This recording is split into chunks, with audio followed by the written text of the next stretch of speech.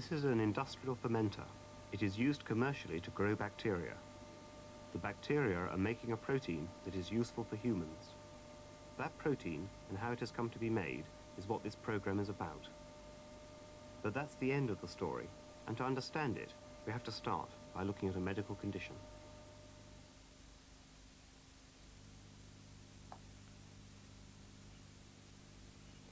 This man has to do this 4 times a day, every day. If he doesn't, his body starts to malfunction. He would ultimately lose control of his faculties, and without medical attention, he would die.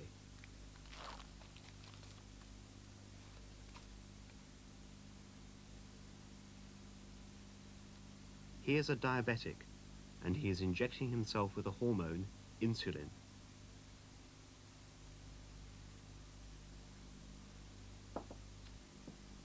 The body is an intricate web of chemical systems, all of which play a part in making sure that it functions properly.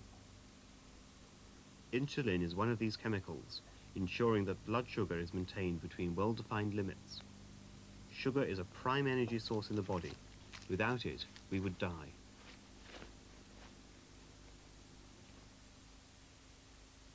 Sugar is obtained from food. Food entering the stomach is broken down, and glucose is absorbed into the bloodstream through the wall of the small intestine. It's lined with small projections called villi, which increase the surface area available for absorption into the blood. So, after eating, the level of sugar in the bloodstream rises rapidly. As blood courses around the body, one of its ports of call is the pancreas. In the pancreas are discrete clusters of cells called the islets of Langerhans. Their function is to manufacture insulin. High blood sugar levels trigger this production, and within minutes it's released into the bloodstream. It reaches the liver, where it has a number of effects. It increases the rate at which sugar is metabolized and promotes the conversion of simple sugar glucose into glycogen, which can be stored there. But the most important effect is in the body as a whole. Sugar in the blood moving around the body has no way of getting into the cells without the agency of insulin, which facilitates the movement of sugar across cell membranes to where it's needed. As the sugar is used up or stored, the reduction in blood sugar levels triggers the islets of Langerhans to stop producing insulin. For diabetics who produce little or no insulin, sugar cannot get into the cells. So the body is effectively starved of energy in a sea of plenty. So, an artificial system of control must be implemented. Blood sugar level is routinely checked to make sure that it stays within normal limits. Blood is placed on a strip impregnated with chemicals sensitive to sugar. These change color according to sugar level, and the change is red, resulting in a numerical value for blood sugar in millimoles per liter. The control that insulin exerts in the body is well understood. Even the three-dimensional structure of the molecule is appreciated. Human beings who don't produce enough of their own need a supplementary source. Pigs are genetically very close to humans and have a similar mechanism of blood sugar regulation, with a form of insulin that is very close to our own, close enough to be useful. The pancreas is collected and the insulin extracted. So pigs that are produced for meat also give us a useful byproduct when they've been slaughtered. The genetic closeness means that this insulin works well, but it can cause allergic reactions in some people. To get around this, the molecule is altered to make it identical to our own. So, with a bit of biochemical tinkering, we can make a protein from one organism useful to another. Actually, this program isn't really about insulin at all. What we'll be looking at is another chemical found in your bodies, deoxyribonucleic acid, or DNA for short. We'll be looking at its structure, what it does, how it does it, and how we can use it. DNA is a most remarkable molecule. You could say it's the very basis of life itself. DNA controls everything that goes on inside your cells. The DNA controls the function, growth, reproduction of organisms. And when the next generation arrives, it acts in response to the instructions sent out from this master molecule. It contains information that ultimately controls functions like the maintenance of heartbeat to the control of blood sugar levels. What is this molecule that stores all this information? It is made of 4 basic building blocks, which have a relatively simple chemical makeup, consisting of a phosphate group, a sugar, and a base. These so-called nucleotides are the units from which the DNA polymer is constructed. The chemical shape of the bases is such that only adenine can link with thymine and cytosine with guanine. No other links are possible. The 2 DNA polymers wind around each other, and the molecule takes on a double helical shape. It has the ability to replicate itself. This is achieved by breaking the bonds between the 2 helical strands. As each base will only chemically fit one other type, the newly exposed bases can only link up with a complementary partner. These individual units polymerize, and the process continues until all the exposed bases have paired up. The result is 2 identical double helices.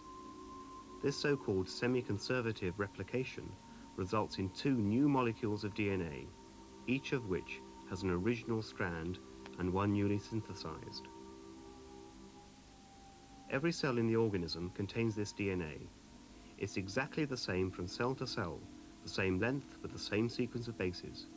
It doesn't matter whether the cells are part of the liver, dedicated to glycogen storage, the pancreas for insulin production, or the small intestine for the absorption of nutrients. This poses the question: if all these cells contain the same DNA, which carries the code for the form and function of the organism, why are they so different, and why do they undertake such different functions? To understand that, we need to look at what happens to DNA in the cell. Within the nucleus, the double helix partially unravels and, in a manner similar to the way it replicates itself, complementary bases pair up with the exposed bases. The polymerization differs from DNA replication in a number of respects. Only the bases from one strand are matched up with their partners. The sugar group in the nucleotide is ribose rather than deoxyribose, so the new molecule is called ribonucleic acid, or RNA for short. In addition, instead of thymine pairing with adenine, a 5th base, labeled U, called uracil, pairs with it. When the polymerization is finished, the result is a single strand of RNA with a set of bases which are complementary to the bases on the DNA. Any code which is contained in the DNA in the sequence of bases has been passed on to the RNA as a negative copy. This process is called transcription. This RNA carries the message of the DNA out into the body of the cell. In fact, it is known as messenger RNA. But what information is it carrying? These tissues differ from each other because of the proteins within their cells. Different proteins are produced in different cells to carry out the different functions. The key to this is that in these cells, different parts of the DNA are transcribed. But that still leaves the problem of the code. What's the equation?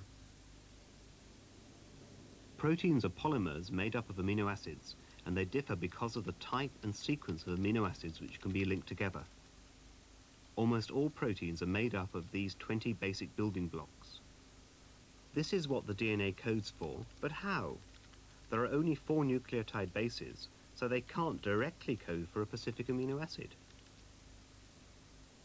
If, though, the code worked by using a pair of bases, this would still only provide a unique code for 16 amino acids. However, if a triplet code of 3 bases is used, there are 64 possible coding sequences. This is more than enough, and most amino acids are coded for by a number of different triplet codes. In fact, it's not quite as simple as that. The DNA produces a messenger RNA molecule which has intervening sequences which don't code for protein.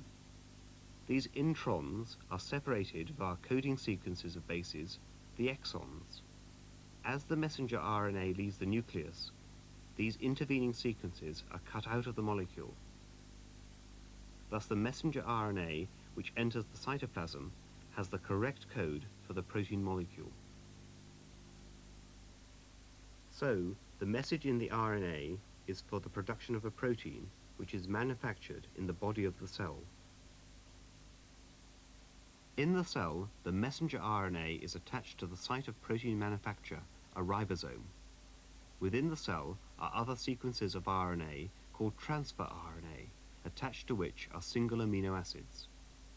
3 bases on these pieces of RNA are complementary to the triplets of bases on the messenger RNA. The ribosome provides a protected site where the complementary bases on the 2 forms of RNA can link together. The amino acid is coupled to the growing chain of amino acids that have been similarly delivered, and the result is a polypeptide chain, the precursor of the appropriate protein. The code from a section of the DNA in the nucleus has been expressed and translated in this elegant manner. The whole process is quite mechanical, and there's a good analogy.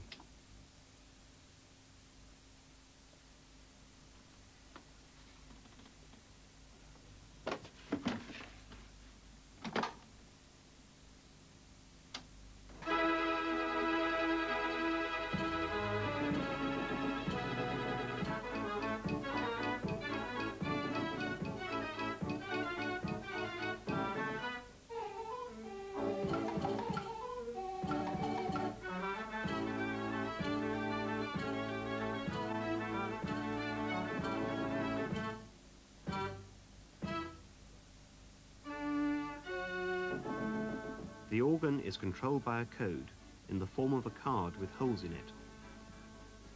The card is drawn over a mechanical register which reads the slots cut into it, deciphering the code. This directs compressed air through a number of channels which lead to the pipes and other musical elements in the organ.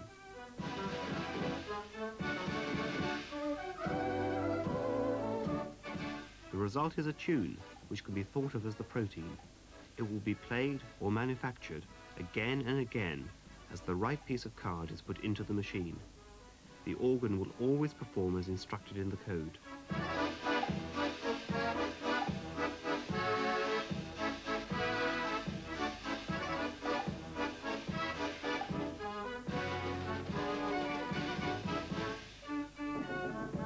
It's the same with protein synthesis.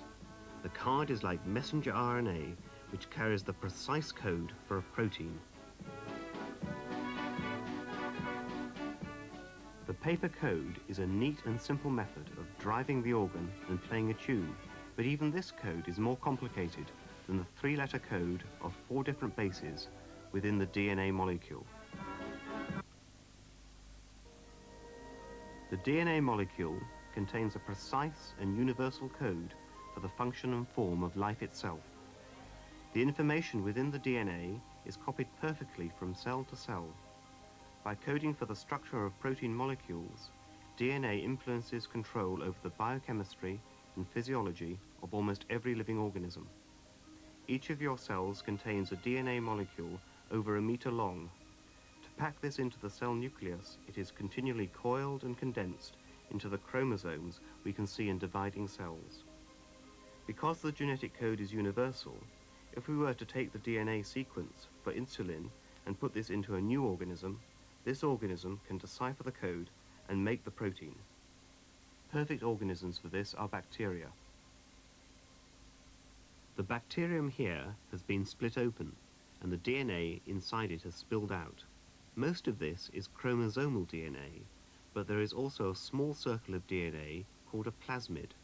This plasmid codes for protein in the same way as the chromosomal DNA. It can be isolated from the cell and used to introduce new DNA into the bacteria. The technique of recombinant DNA technology exploits the ability of the plasmid to accommodate a new sequence of DNA. We can take the DNA which codes for a valuable protein used in medicine, put it into a bacterium, and it will then produce it. Even better, when the bacterium divides, each daughter cell carries the gene for the protein, so a whole population of the transformed bacteria end up producing the desired protein. This has been done on a large scale. This is the fermenter which was used to grow bacteria containing a specially inserted gene for a protein. This protein was needed by humans who were deficient in it, and, before the advent of recombinant DNA technology, the only source was animal tissue.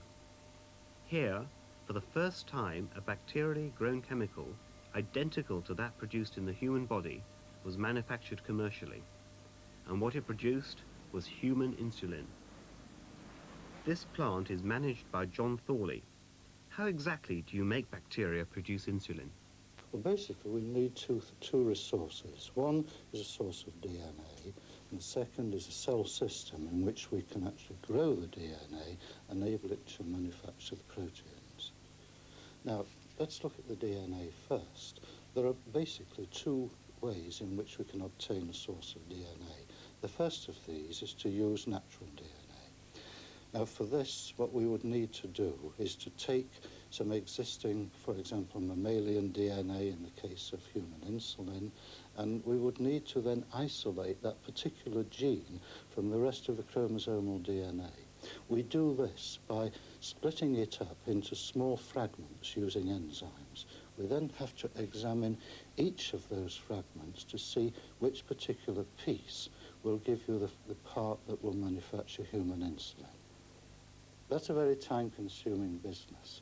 But there is another problem, however, if we use natural DNA, because mammalian DNA cannot be used by a bacterial cell system, and we need to do another series of operations before we can actually put it back into a cell and use it commercially to manufacture a protein.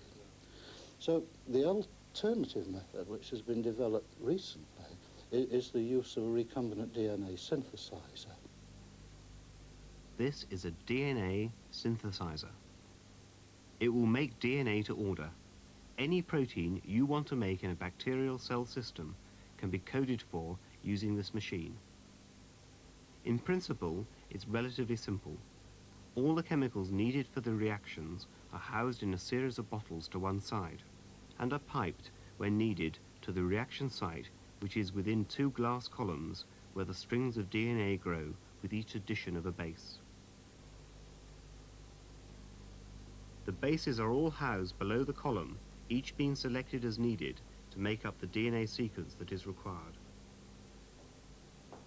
The whole thing is driven by a computer and is entirely automatic once the base sequence is entered into it. The machine will make whatever combination of bases you like, so the amino acid sequence for the desired protein is translated into triplet codes and punched in.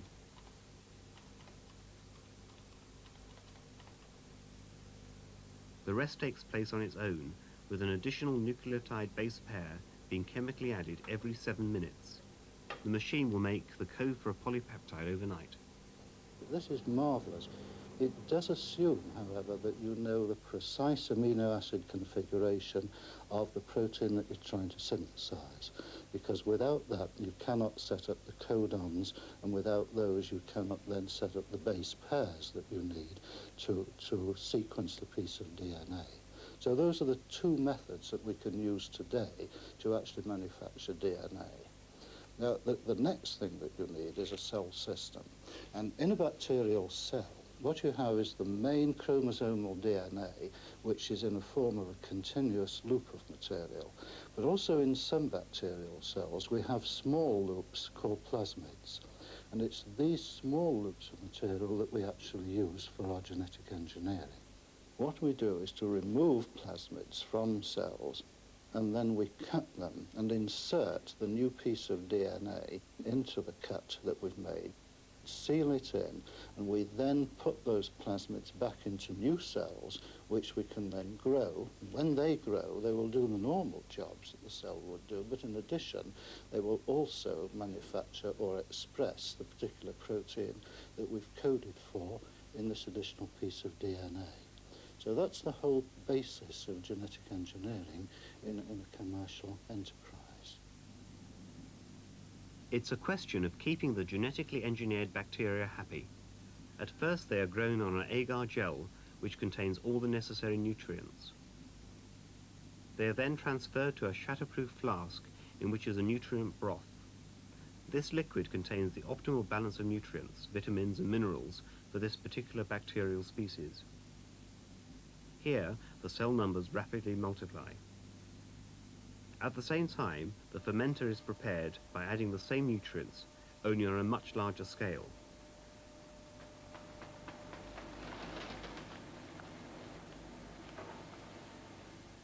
When this is ready, it is sterilized in preparation for the bacteria. The bacteria, which have now been grown up in a larger flask, are transferred to a sterilized stainless steel container for transfer to the fermenter. All these operations are carried out in a safety cabinet, which prevents both contamination and possible escape of the bacterial cells into the environment. Everything has been designed to ensure that the conditions are perfect for the optimal growth of the engineered bacteria. The culture container is then attached via sterile connections to the main fermentation vessel. By adjusting valves, this seed culture is introduced into the large volume of water and nutrients. In this carefully controlled, warm environment, the bacteria rapidly grow and divide to fill the main fermenter in only a matter of days. And, as instructed by the inserted gene, the bacteria produce huge amounts of insulin, which piles up in the cells. What happens next? The first stage, having produced the material, is then to kill the cells so that we can start to extract the insulin from inside them. The extraction process consists of a centrifugation to remove the unwanted liquids, and we then homogenize the cells, which breaks the walls and exposes the insulin for the very first time. Having exposed this insulin, we then need to dissolve it and the other proteins and make a solution so that we can process this solution and separate the various proteins from each other. And this enables us to separate the insulin that we require from all of the other materials which are non-insulin-like, which exist in the natural cell system. And we finish up with an extremely pure solution of insulin, which we can then concentrate and finally freeze dry to give us a bulk product. And this, for the first time, is human insulin manufactured by recombinant DNA technology in very large quantity. And this is the product, crystals of purified insulin. But the real point of this program has been to show how that once we understand the nature of DNA, bacteria can be modified and grown to produce medically useful protein hormones, identical to those in the body itself.